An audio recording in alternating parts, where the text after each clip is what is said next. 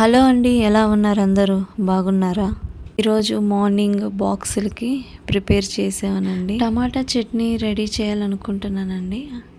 ముందుగా కొద్దిగా ఆయిల్ పోసుకుని పచ్చిమిరపకాయలు వేసుకోవాలి.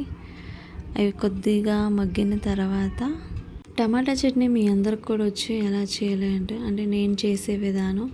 నేను ఇలా సింపుల్గా చేసుకుంటాను ఎప్పుడన్నా. పచ్చిమిరపకాయలండి కొద్దిగా మనకి ఫ్రై అవ్వాలి. ఆ తర్వాత కొద్దిగా టమాటాలు అంటే క్వాలిటీని బట్టి నేను తీసుకున్నాను.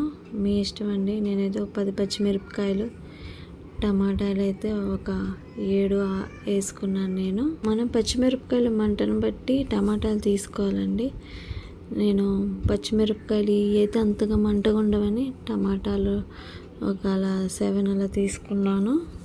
మా ఇంట్లో మా హస్బెండ్ విజ్జు మిర్చి బాగా తింటారు కారం. నేను అందుకనే కొద్ది కారంగానే ఉంచుకుంటాను. నేను పచ్చిమిరపకాయల పచ్చడికి ఒకటే కాదండి, దానికి అల్లము పచ్చిమిరపకాయలు ఎంత దంచుతున్నానంటే దాంట్లోకి పునుగులు చేస్తున్నాను నేను ఈరోజు. అంటే బాక్స్కి బాబు పునుగులు చేయమన్నాడు. వాళ్ళ ఫ్రెండ్స్ అందరు అడుగుతున్నారంట. అందుకు స్కూల్కి తీసుకెళ్ళడానికి పునుగులు చెయ్యి, పచ్చిమిరపకాయలు టమాటా చట్నీ చెయ్యని అన్నాడు. అందుకని దానికోసం 2 ప్రిపేర్ చేస్తున్నాను. పునుగుల్లోకి అల్లము పచ్చిమిరపకాయలు ఎందుకు వేస్తున్నారని అనుకోవచ్చు. నేను అప్పుడప్పుడు కొద్దిగా వెరైటీగా అలా చేస్తూ ఉంటాను.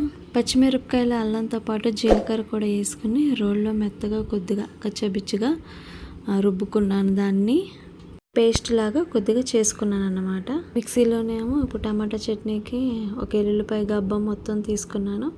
ఆ తర్వాత టమాటాలు పచ్చిమిరపకాయలు మగ్గిపోయినాయని మిక్సీలో వేసుకుంటున్నాను. చింతపండు కూడా కొద్దిగా యాడ్ చేసుకుంటున్నానండి. చింతపండు కొంచెం టేస్ట్గా ఇచ్చేది కదా. అది జీలకర్ర వేసాను ఇందాక, ఉప్పు కొద్దిగా సాల్ట్ వేసుకున్నాను. మిక్సీ అండి కొద్దిగా కచ్చాబెచ్చగా పట్టుకోవాలి మిక్సీ. ఆ తర్వాత పిండి అనమాట. ఇది ఆల్రెడీ నేను ఇడ్లీకని పెట్టుకున్నాను, కానీ బాబు విజ్జు పునుగులకి ఏమనేసరికి ఈ విధంగా చేయాల్సి వస్తుంది. మనం రుబ్బుకున్నది ఈ 2 మిక్స్ చేసుకుని ఓన్లీ ఇడ్లీ పిండేనండి. ఇడ్లీ రవ్వ కూడా కలపలా నేను. ఆ పిండిలో మనం పచ్చిమిరపకాయ, అల్లం, జీలకర్ర ఈ కలుపుకొని మెత్తగా నూనె పొయ్యి మీద పెట్టాను ఆల్రెడీ. నేను పొయ్యి మీద పెట్టి మెత్తగా కదుపుకున్నాక దాంట్లో చిన్న చిన్నగా వేసుకోవడమే. మీరు అనుకోవచ్చు మైదా ఏమీ కలపలా నేను అసలు. మైదా కానీ సోడా కానీ, బేకింగ్ సోడా అంటారు, తినే సోడా, అవి కూడా కలపలేదు. నార్మల్గానే నేనే పునుగులు వేసేసాను అనమాట. మెత్తగానే వస్తాయండి పునుగులు, మంచిగానే ఉంటాయి. మార్నింగ్ తినే మట్టిగా వెళ్ళడు మా బాబు. పాలును చాకోస్ వేసుకుని తాగెళ్తాడు.